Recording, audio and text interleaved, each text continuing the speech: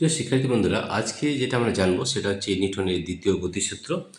আমরা আগেও বলেছিলাম যে আমরা প্রতিটি ক্লাসে থিওরি ক্লাস এবং প্র্যাকটিক্যাল ক্লাস দুটোই দেখাবো।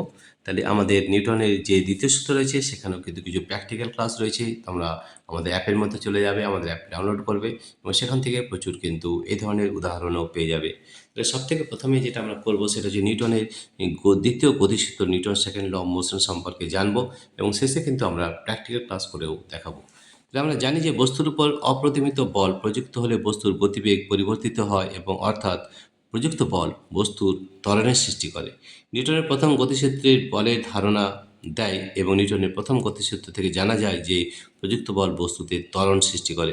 কিন্তু নিউটনের দ্বিতীয় গতিসূত্র বলের পরিমাপ দেয় বস্তুর ভর এবং ত্বরণের সঙ্গে প্রযুক্ত বলের সম্পর্ক স্থাপন করে। দ্বিতীয় গতিসূত্র বা Newton second law of motion কী বলে সেটাকে একটু ভালোভাবে এর সংজ্ঞাটা আমরা ভালোভাবে জেনে নেব। কোনো বস্তুর উপর একটি কার্যকর বল প্রযুক্ত হলে বস্তুর ভর ও ত্বরণের গুণফল বস্তুর উপর প্রযুক্ত কার্যকর বলের সমান হয়। এটি কিন্তু আমাদের মনে রাখতে হবে। আমাদের সাধারণ ধারণা থেকে দেখি যে যদি কোনো ফুটবলকে আসতে কিক করা হয় তবে ফুটবলটি সামান্য গতিবেগ লাভ করে, কিন্তু একই ফুটবলকে তুলনামূলক জোরে কিক করলে ফুটবলটি বেশি গতিবেগ লাভ করে।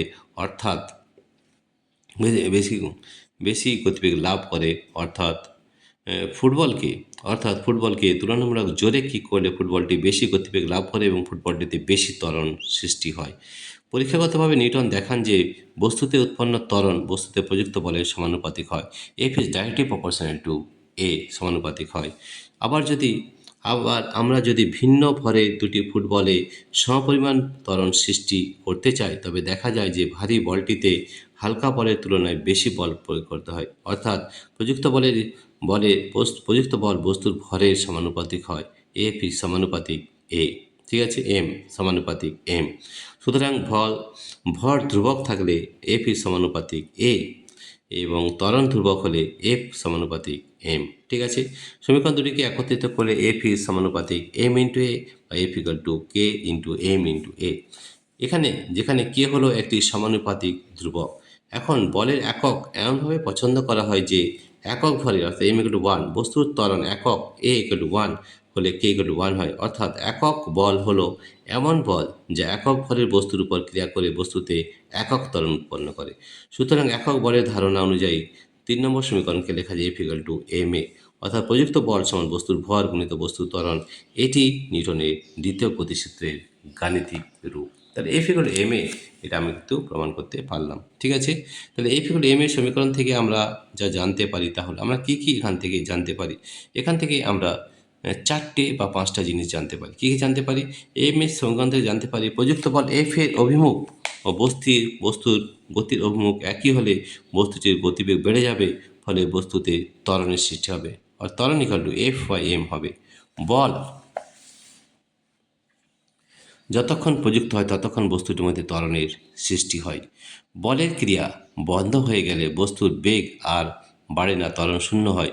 বস্তুটি শেষ যে বেগ লাভ করেছিল সেই বেগে অর্থাৎ সমবেগে সরলরেখা বরাবর চলতে থাকবে। প্রযুক্ত বল এফ এর অভিমুখ বস্তুটির গতির বিপরীত হলে বস্তুটির বেগ কমে যাবে, ফলে বস্তুতে মন্দনের সৃষ্টি হবে। বলের অভিমুখী ত্বরণ ও মন্দনের অভিমুখ। তাহলে এই জিনিসগুলো কিন্তু আমরা জানলাম। তাহলে নিউটনের যে গতিসূত্র সেটা কিন্তু আমরা এখানে পেয়ে গেলাম। নিউটনের সেকেন্ড সূত্র, Newton's law of second law of motion. এবারে আমরা যেটা জানবো সেটা হচ্ছে বলের একক। বলের একক আমাদের বলের একক কী হবে সেটা একটু জেনে নিই। এখানে আরেকটা জিনিস আমাদের জেনে রাখতে হবে, যেটা হচ্ছে আমাদের নিউটনের গতিসূত্র ভরকে ধ্রুবক ধরা হয়, অর্থাৎ F equal to M A. আইনস্টাইনের আপেক্ষিকতাবাদ অনুযায়ী ভর পরিবর্তনশীল হয় যখন বস্তুর বেগ আলোর বেগের কাছাকাছি হয়, অর্থাৎ M equal to M zero root over one minus V square by C square. C হচ্ছে শূন্য মাধ্যমে আলোর বেগ, এম জিরো হচ্ছে স্থির ভর, ঠিক আছে। বলের একক বা units of force, units of force বলের একক সম্পর্কেও কিন্তু আমাদের কিছু জানতে হবে। বলের একক, বলের পরম একক absolute unit of force. CGS পদ্ধতিতে বলের পরম একক হচ্ছে টাইম। এক যে ভর 1 গ্রাম ভরের বস্তুর উপর ক্রিয়া করে বস্তুকে 1 সেন্টিমিটার প্রতি সেকেন্ড স্কোয়ার ত্বরণ সৃষ্টি করে তাকে 1 ডাইন বলে। 1 ডাইন সমান 1 গ্রাম গুণিত 1 centimetre per second square. SI বা আন্তর্জাতিক পদ্ধতিতে বলের পরম একক হচ্ছে নিউটন। যে বল 1 কেজি ভরের বস্তুর উপর ক্রিয়া করে বস্তুতে 1 মিটার পার সেকেন্ড স্কোয়ার ত্বরণ সৃষ্টি করে তাকে 1 নিউটন বলে। অর্থাৎ 1 নিউটন সমান 1 kilogram plus into 1 Newton per metre 1 metre per second square. Newton ও ডাইনের মধ্যে সম্পর্ক 1 নিউটন সমান হয় 1 kilogram into 1 metre per second square. 1 কিলোগ্রামকে যদি গ্রামে পরিণত করে তো 1000 গুণিত 100 সেন্টিমিটার পার সেকেন্ড স্কোয়ার অর্থাৎ 10⁵ ডাইন। 1 নিউটন সমান 10⁵ ডাইন। মেগা ডাইন সিজিএস পদ্ধতিতে বলের ব্যবহারিক একক হলো মেগা ডাইন।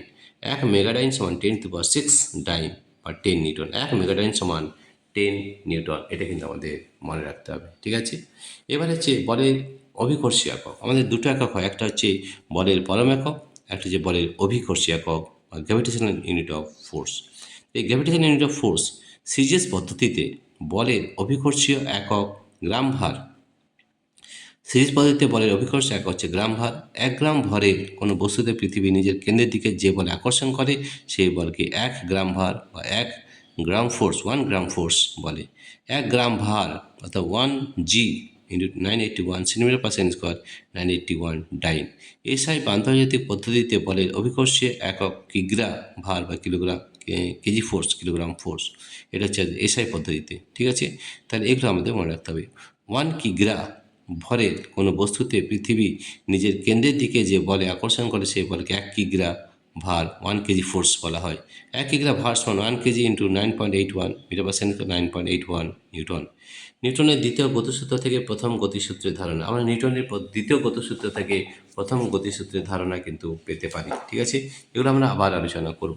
তাহলে নিউটনের দ্বিতীয় গতিসূত্র থেকে প্রথম গতিসূত্রের ধারণা। নিউটনের দ্বিতীয় গতিসূত্র অনুসারে F = m × a, আবার a = f v - u by t হয়, যেখানে F প্রযুক্ত বল, m বস্তুর ভর, u হচ্ছে বস্তুর প্রাথমিক বেগ, v সমান t সময় পরে বস্তুর বেগ, ঠিক আছে। F = 0 হলে v - u সমান v - u বাই t = 0 হবে, কারণ f is not equal to 0, তাহলে v - u = 0, তাহলে v = u। তাহলে দেখো দ্বিতীয় সূত্র থেকে আমরা প্রথম সূত্র কিন্তু পেয়ে গেলাম। সুতরাং বলের মান 0 হলে বস্তুটির প্রাথমিক বেগ ও অন্তিম বেগ একই হবে, অর্থাৎ বস্তুটি আগে স্থির অবস্থায় থাকলে পরে স্থির অবস্থাতেই থাকবে, অর্থাৎ গতিশীল থাকলে সমবেগে চলবে। অতএব বলা যায় যে বাইরে থেকে বল প্রয়োগ না করলে স্থির বস্তু চিরকাল স্থির থাকবে এবং গতিশীল বস্তু চিরকাল সমবেগে চলতে থাকবে। এটাই নিউটনের প্রথম গতিসূত্র। তাহলে দেখো আমাদের নিউটনের দ্বিতীয় গতিসূত্র থেকে নিউটনের প্রথম গতিসূত্র কিন্তু প্রমাণ করতে পারলাম, ঠিক আছে। এবারে আরেকটা যেটা যে ইম্পর্টেন্ট জিনিস রয়েছে, বস্তুর ভরই কিন্তু বস্তুর জাড্যের পরিমাপ। এটা কিন্তু আমাদের জানতে হবে। কি নিউটনের দ্বিতীয় গতিসূত্র,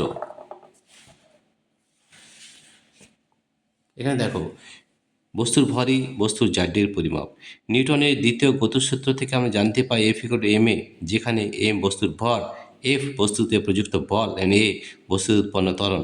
সুতরাং a = F/m। এখন F যদি স্থির থাকে, অর্থাৎ একই বল বিভিন্ন বস্তুর উপর ক্রিয়া করে, তাহলে F ধ্রুবক। তখন a is সমানুপাতিক 1/m, অর্থাৎ একই বল দুটি বস্তুর ওপর ক্রিয়া করলে যে বস্তুর ভর বেশি তার ত্বরণ কম হবে। অন্যভাবে বলা যায়, একই ত্বরণ সৃষ্টি করতে অথবা একই গতিবেগ পরিবর্তন করতে কম ভরের বস্তুর তুলনায় বেশি ভরের বস্তুতে বেশি বল প্রয়োগ করতে প্রয়োজন হয়। সুতরাং বলা যায় যে বস্তুর ভরই জাড্যের পরিমাপ।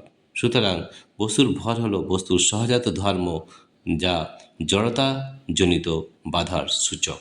তো দেখো এতগুলো জিনিস আমরা জানলাম, এগুলো কিন্তু খুব ভালো করে মনে রাখতে হবে এবং এগুলো আমরা আবার আলোচনা করব। তাহলে দেখো এগুলো আমাদের কি ইম্পর্টেন্ট জিনিস সেটা একটু মনে রাখতে হবে।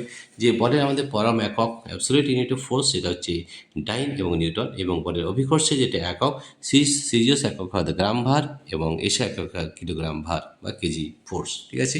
এগুলো কিন্তু আমাদের মনে রাখতে হবে, ঠিক আছে। প্রিয় শিক্ষার্থী বন্ধুরা, তোমাদের যদি এই ভিডিওটি ভালো লেগে থাকে তাহলে অবশ্যই সাবস্ক্রাইব, লাইক ও শেয়ার করবে। এছাড়াও তোমরা আমাদের অ্যাপ ডাউনলোড করতে পারো। আমাদের অ্যাপের নাম হচ্ছে পাই এডুকেশন। এই ভিডিও ডেসক্রিপশনে আমাদের অ্যাপ লিঙ্ক দেওয়া রয়েছে, সেটি ট্যাপ করলেই আমাদের অ্যাপটি ডাউনলোড হয়ে যাবে। আমাদের অ্যাপের মধ্যে বিভিন্ন ধরনের প্র্যাকটিক্যাল ক্লাসও কিন্তু করে দেওয়া রয়েছে, ঠিক আছে। প্রিয় শিক্ষার্থী বন্ধুরা, তোমাদের যদি এই ভিডিওটি ভালো লেগে থাকে তাহলে প্লিজ সাবস্ক্রাইব, লাইক ও শেয়ার করবে। Thank you everybody for watching this video.